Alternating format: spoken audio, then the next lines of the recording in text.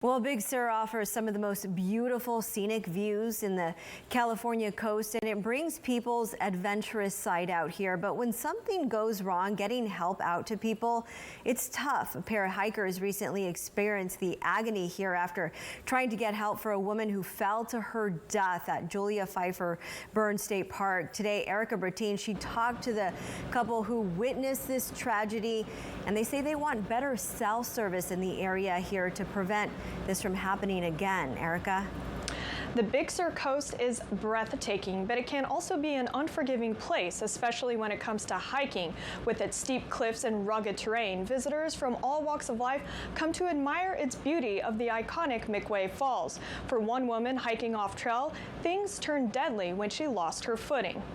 There's no way we actually saw that. Yeah, it's so surreal. You don't want to accept it. You don't want to believe that somebody just fell off a cliff. Caitlin and Jules were looking to get out of the city, visiting the Central Coast from Los Angeles. The couple, familiar with the Big Sur coast, was playing tour guide for visiting family. After days of cruising the area, one of their last stops brought them to the waterfall overlook trail at McWay Falls, where a handful of other tourists were engaging in photos when all of a sudden, she's like, oh my God, someone just fell. And everyone looks, and I looked, and I can see something cartwheeling through the air.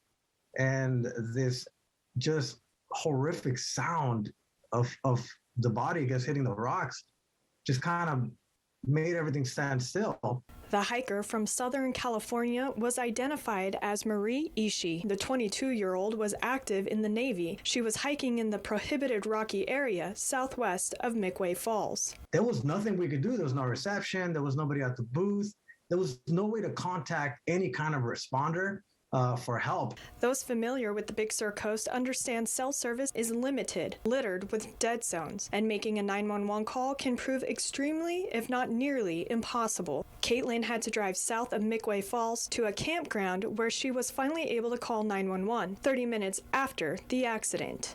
Just know that if something happens to you, it could be an hour or more before you get any kind of help. Consider that next time you leave a trail or you want to take that one photo that's a little past the sign. Aside from reminding people to stay on the trails, the LA couple hopes sharing their experience will open a dialogue on how to make it safer. I guess my hope is that something will happen, just like whether it's a phone there or an emergency walkie-talkie that you can grab out of the ranger booth, but just something. For Caitlin and Jules, witnessing Ishii's deadly fall was traumatizing, and though they don't plan to revisit McWay Falls anytime soon, they've kept Ishii's family in their thoughts.